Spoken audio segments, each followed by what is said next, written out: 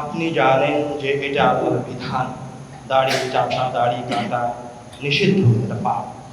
আপনি জানেন তখন নিচে কাপড় পরিধান করা নিষিদ্ধ, এটা পাপ, মহা পাপ। কিন্তু আপনি একই সাথে বলছেন আমি আল্লাহ রাসূলকে ভালোবাসি, তারপর আপনি কাপড় পরিধান করছেন কাপড়ের নিচে। আপনি বলছেন আল্লাহ রাসূলকে ভালোবাসি, তারপর আপনি সেলুনে ক্লিনসার করছেন। আপনার এই আল্লাহ রাসূলকে ভালোবাসা, এটা রব্বুল আলামিনের কাছে রাসূলকে অপমান। কেমন অপমান করা?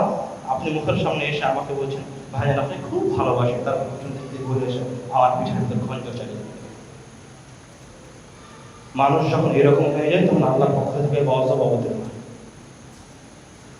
ওর উপর, রব্বুল আলামিন ওই সমাজের উপর রব্বুল আলামিনের পক্ষ থেকে গজব অবতীর্ণ হয়।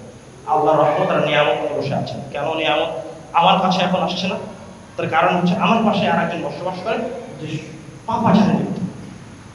মানে আপনি এখানে আল্লাহ আকবার তাসবিহ করছেন, আর আপনার পাশে আর একজন জেনায় লিপ্ত বা খারাপ কাজে লিপ্ত বা সুদের কাজে লিপ্ত। আপনার এই জায়গায় আল্লাহ আকবার আস্তাগফিরুল্লাহ কোনো কাজে দিবেন, ওই আপনার পাশে থাকা ব্যক্তি যেই গজবের শিকার হবে আপনিও সেই গজবের শিকার হবেন। আর যদি চান না আমি ওই গজবের শিকার পেতে চাই না, তাহলে আপনি ওই ব্যক্তিকে বাঁচাতে পারেন, সহযোগিতা করবেন, তাদের আপনাকে বাঁচিয়ে। এরকম অসংখ্য ঘটনা কোরআন কারীমের আয়াত এবং হাদিস আছে যেগুলি এটা প্রমাণ।